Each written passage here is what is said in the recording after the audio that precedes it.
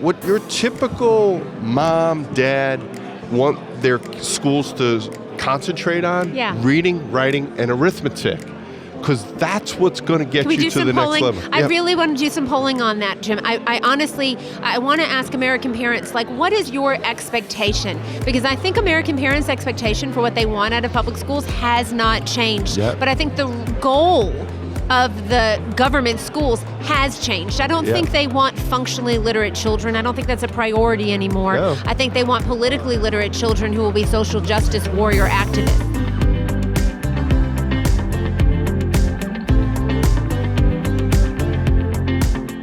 Hey, Joyful Warriors. Right now, we are at CPAC and we are doing interviews to bring CPAC to you, to bring some of the people that are working in American politics to explain what's going on in America. I know you guys are all involved, and so we have Jim McLaughlin here. He is known as a pollster in American politics. He's going to explain to us a little bit what that means. So, Jim, welcome to the Joyful Warrior podcast. McLaughlin and Associates, founded in 2001, but you said you've been working in politics since the 80s. Yeah. What does it mean to be a pollster? What does it mean to be a pollster? It's funny. One of my favorite clients I ever worked for was the former governor and U.S. Senator from Virginia, George Allen. And he used to call us a necessary evil. And I think Donald Trump looks at us kind of the same way, as we are a necessary evil. And what we do is, look, we poll, and a lot of people, they always like to look at the horse race numbers, where the ballot is, where the favorable, unfavorable it is. But what we do is we look for the intersection between what's important to the people and what's important to the voters. And then we try to figure out the best way for candidates to sell their ideas and to get done what they want to get done, whether it's in Congress or whether they're a mayor in a town. And I think it's a really important part of democracy. And believe it or not, way before we had telephones and we had the internet where we could do all these polls, you had folks like Abraham Lincoln, Thomas Jefferson, always talked about you couldn't get things done in government and how important public opinion is in being able to, because if you don't have public opinion on your side, you're not going to accomplish very much. So that's a really interesting thing. I think Americans, especially during COVID, were watching what was happening with the federal government, watching all these associations, and they were like, wait a second. What we think and what matters to us is not being represented in our government. Yeah. How did we get so far away from real representation, in your opinion? It's amazing, and you are exactly right. What happened was during COVID, whether it was the Zoom and whether the kids not even having any class and the masks and whatnot, mom and dad started looking in and saying, okay, what's going on with my child's education? And a lot of what they were being taught, they didn't agree with and didn't represent their values. And, the guy who I think actually really kind of put the icing on the cake for a lot of mainstream middle-class Americans was Terry McAuliffe. Yeah. When he was saying in the Virginia governor's race that parents, they have no right to be told, no say in what their children should be taught. And that's not democracy. It should be all about the parents. And the best educational systems in the country, the reason they're good is because, for all intents and purposes, it's the parents that are running those local public school boards or those charter schools. Yeah, parents are the number one driver of student success. You can't ignore that. And if schools are not engaging with parents in a real and honest way, then they are not really working to unfold the full potential of the child. That's just the bottom line. But I've got to ask you about Terry McAuliffe. Do they not have pollsters? Because it seemed to me like not only did he say that parents shouldn't have a say in their children's education, but he doubled down and then brought Randy Weingarten, the head of what I like to call the K-12 cartel, the teachers' unions. I want to talk about what their influence is because I think it's very important. Americans don't know. But he brought Randy Weingarten in. Didn't anybody tell him maybe that wasn't a great idea? I'm going to admit something I'm embarrassed about. Oh, no.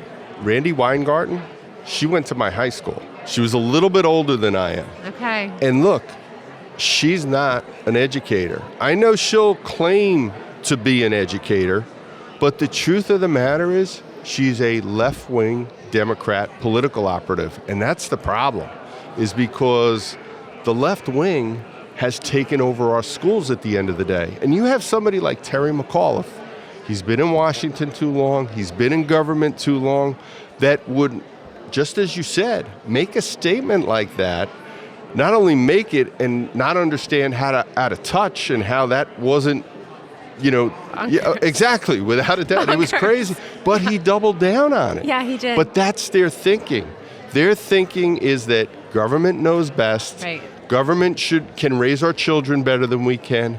And we all know the greatest, and it was given to us by God. It was a mom and a dad. That's the best thing in the world. And look, we all know that not every family is perfect. You can't always have that. And I think one of the biggest problems we have in this country right now is fatherlessness. And some people tell me it's not a word, but most people know what that means, and they know what I'm saying. We're asking our moms, we're asking our aunts, we're asking grandma to do way too much. And when you have a child where mom and dad cares, and mom and dad are making sure their kids get a good education, and of course they want to have a say in that education, that child is going to do well, no matter what obstacles get thrown in their way. I agree. So that brings me to your family. Let's talk about you. You said you're a dad. Tell us a little bit about your family. I'm a dad, and my wife was a public school teacher for 9 years. She has a master's degree. I give my wife a ton of credit. She has a master's degree. And she teaches part-time as a substitute in a nursery school. She'll change 40, 50 diapers a day, and she loves it. And she does it because she wants to do it. And I have 3 children, and I'm blessed. One's 29, the other's 27, the other's 24 years old. And they are phenomenal. Why? Because their mother, she stopped teaching so she could raise them. And the joke used to be she was the assistant principal at the school because she was always up there involved, and she was always involved in their education. So that was something that was really important to us. And where I live, in northern New Jersey, we have real good public schools, very good, but they've lost their way on certain things, worried about things like critical race theory, and they've gotten really smart about it because they don't call it critical race theory. And teaching kids inappropriate things at young ages. We all saw what Governor Murphy did. He basically wanted to teach kids in kindergarten sex education. Oh, yes. You have comprehensive sex education in New Jersey, and it's a requirement in K through 3 to teach about gender identity in the classroom. The kids will know that they could either be a boy or a girl, or a boy and a girl, or not a boy and or a girl, maybe a tree that day with special they, them pronouns. That is now being taught in New Jersey schools. And so we talked a little bit about COVID. Yeah. Parents got to see behind the education curtain. That's what Tina and I say. We served as school board members. I'm a mom too. I've got 4 kids. And parents got to see, right? And it's messy back there. There's a lot of stuff they didn't want us to see. They've been hiding. You have your pulse on American politics. We oftentimes are looking at different issues. HB 1557 was the Parental Rights and Education Bill. It was given the moniker "Don't Say Gay," right? And they really tried, the media really tried to hammer that point across. Meanwhile, it didn't say gay in the bill at all, and it was grades K through 3. And so when we looked at national polling on that, and I've talked about it a bit, I think it was close to 70% of Democrats and Republicans came together on that issue. So I think polling has been incredibly important, certainly in trying to talk about the things we're talking about. These issues are not partisan issues, are they? So how does a country become so divided, seemingly divided, on issues that really shouldn't be political or partisan at all? No, and you're exactly right. And I think what happened was, and the reason why the national media, not to mention Disney, backed down was because they saw the polling was against them. Yes, they did. Mom and dad did not want their kindergartner being taught sex education, let alone about, bisexuality, homosexuality, whatever it might be. How about I did an interview with CBS. It should be coming out soon. Tina and I did CBS Sunday morning, and she said, well, what books do you want in libraries? I said, how about we'll just start with no pornography? Yeah. Like, my bar is very low at this point. And there's something really creepy about the left in that they want to foist pornography, which is what a lot of this stuff is, down the throats, literally, of our children and our families. Like, it really makes you wonder. And look, there's a lot of folks, they'll call themselves, independents and these suburban women, etc. They don't want this. No, and again, that's why they backed down, because just as you said, we saw in Florida, it wasn't just Republicans. And as you said, the Don't Say Gay bill, supposedly Don't Say Gay, never says anything about being gay. It was just about not teaching babies almost inappropriate stuff in our schools, and the voters rose up against that. And you saw the left back down because they got the memo, this isn't a good idea, and obviously corporate America got the idea. And look, there's a reason why they call folks swing voters, and when the swing voters get on the other side of this, not to mention, there's an important group of voters out there, Hispanics. Yes. Hispanics who have, not in little numbers, but in large numbers. You saw it in Florida last cycle. Yes, we did. Republicans won about 56% of the Hispanic vote. I work for Ashley Moody, who is a great attorney general in the state of Florida. She was the leading vote getter in the state. She got 60% of the vote. She ran against a radical left-wing socialist Democrat who was supporting a lot of this crazy left-wing stuff. And the reason why Ashley actually got the most votes, she did what the Attorney General should do. She focused on the law, keeping people safe. And First mom in elected office in the state of Florida. That was pretty cool, with a child at home, working mom. So we love Ashley Moody. She's she's going to be on the podcast. She's going to come and talk to us one of the days we're here. She's fantastic. Yeah. And I always say we call her judge, because she was a judge, and she comes from a law enforcement family. Yes, she does. And look, this is for your listeners. It's hard, because moms have the toughest job in the world. No ands, ifs, or buts about it. Even if you have a good husband and he's helping you, a good family, a mom is the toughest job in the world. But we need more moms in politics. There's no ands, ifs, or buts about it.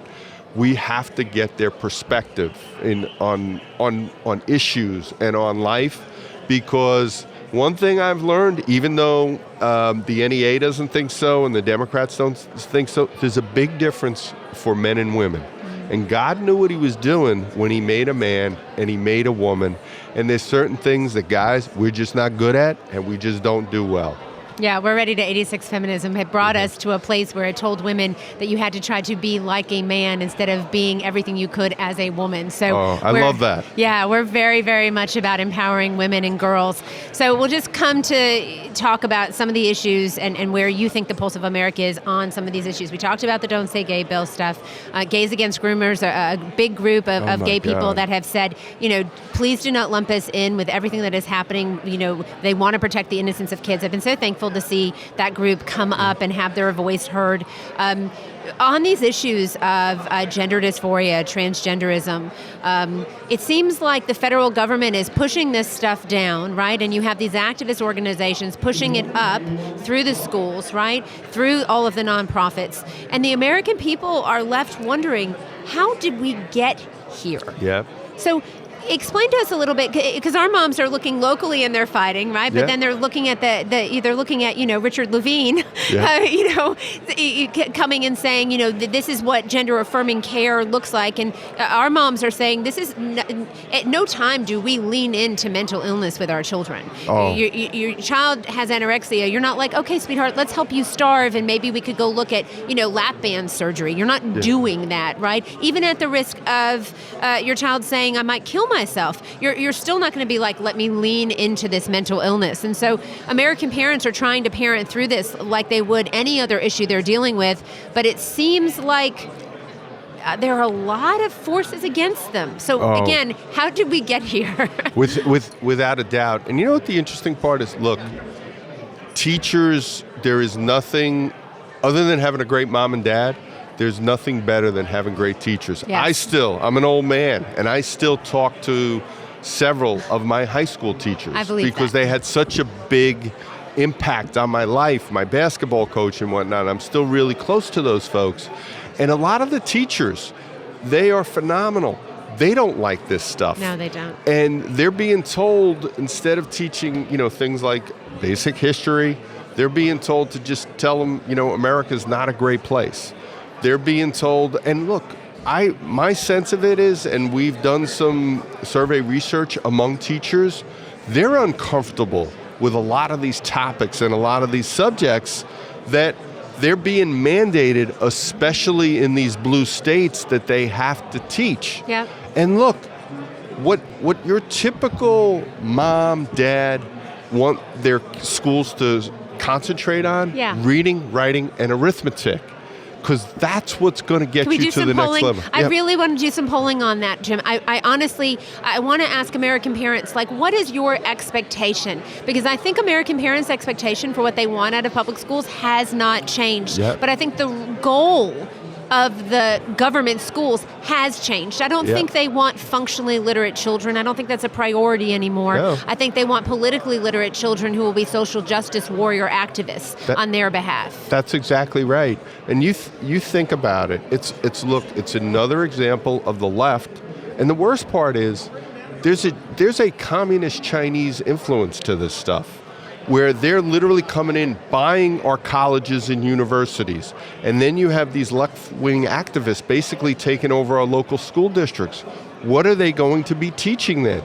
They're teaching values that are the antithesis of what a mom and dad want their children to be taught. One of the things we just asked in our last national survey was whether they thought it was okay that American colleges and universities were taking millions of dollars from the Chinese Communist government. Which, by the way, you can say, oh, we're taking it from Chinese corporations. It's the same thing. We all know that. Yeah.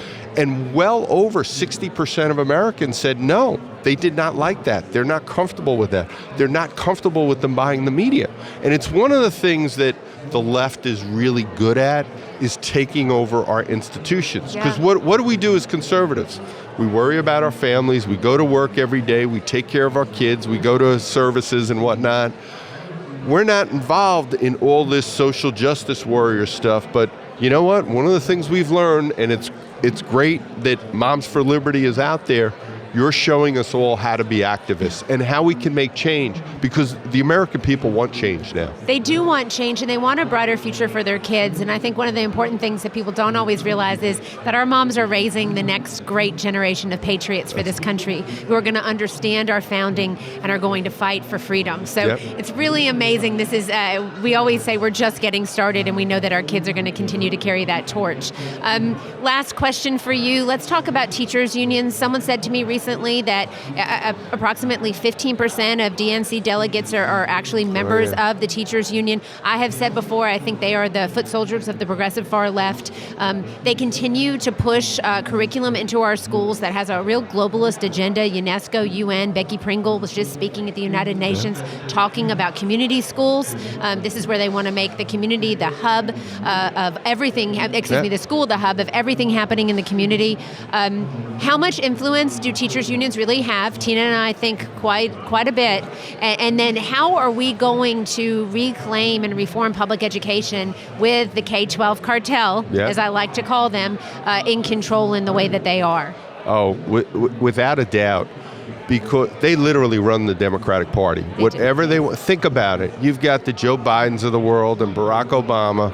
Whatever the teachers union want at the end of the day, there's no argument. They get it. I mean, how can you be opposed to school choice when all these elites, Democratic elites, are all sending their kids to private schools? How can every time, Corey DeAngelis, every time he's like, they send their kids to private school. Yep. It's like, really, come on, people. Which is crazy when you think about it. You know, like somebody like Randy Weingarten, she doesn't have children. No, she doesn't. All these folks out there, they're not being affected by the policies that they're making right now. And it's a real problem out there because basically, other than the George Soroses of the world, the teachers union are the biggest donors, and they're involved in everything. They're involved in local council races, obviously, as well as presidential races and whatnot.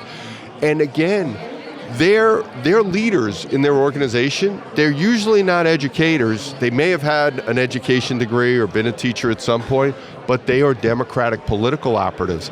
And the last place where we should have a bunch of political hacks, quite honestly, is in the teachers union. I remember when I used to get from the New Jersey Education Association, when my wife would get their pamphlet and everything, it literally looked like a newsletter from the Democratic National Committee. It was all these issues. You can go look at their agenda. When you look at the agenda for their summer conferences, it was about abortion, about Ukraine, about guns. I was like, where is the reading? NAEP scores came out. 32% of American kids are reading on grade level. That's it. You've got Baltimore schools, 23 schools, 0 proficiency, Chicago public schools. I mean, rampant educational failure. Yep, and look, and it's like in those urban areas where we spend the most money on education, where in many times, oh my gosh, so much. The private schools are educating and giving a better education for about half the price. It's where we get our worst schools. We have our least bang for the buck. And the other thing is, many times people aren't safe in those schools for a lot of different reasons. So it's a real problem. That's why it's so important. We've got groups like Moms for Liberty, so we can start to fight back here. So moms, listen, if you don't know if you're making an impact, if you're not sure if people are paying attention to the work that you're doing and the change that you're making, I promise you, people are paying attention. Oh, without a doubt. And it's like when you raise your kids and you think they're never listening. Yeah. What happens is when they get older, I got older kids, they start repeating things you used to say, and I laugh. Yeah. And it's the same kind of thing. We have to constantly be out there. And I tell folks, those school boards, that's the ultimate form of democracy. And by the way, to go back for the teachers union, I remember I'm reading some of their propaganda. You know what one of their propaganda pieces is? One of their propaganda pieces is they want non-Americans, they want foreigners to be able to vote in our elections. I mean, and you talk about a threat to democracy? Yeah. What are we going to do? We're going to fly in or let a bunch of people across the border come in and influence our elections? So whenever I hear the Democrats talk about threats to democracy, there's probably not a bigger threat to democracy than them literally wanting foreigners to vote in American elections. What they really want, they all want, and I used to think this was like crazy conspiracy theory stuff, they want a one world government. Yep. They don't want America to be America. And if there's anything we can learn about over the last couple of years and what our kids are learning, we've got to teach them this is the greatest country on earth, and we need to consistently reinforce those values with students. Well, it was such a pleasure talking to you, Jim. I absolutely agree with you. I'd love to have you come back at some point and talk to our moms, maybe do a webinar about how to really get a pulse on what's happening in their community about some of these issues and getting the word out. So maybe we could have you back on at some point. I would love to do it. It's been my pleasure. Oh, thank you so much. Thank you. Jim McLaughlin, pollster, decades in American politics, and we really appreciate your input. Thank you. Thank you.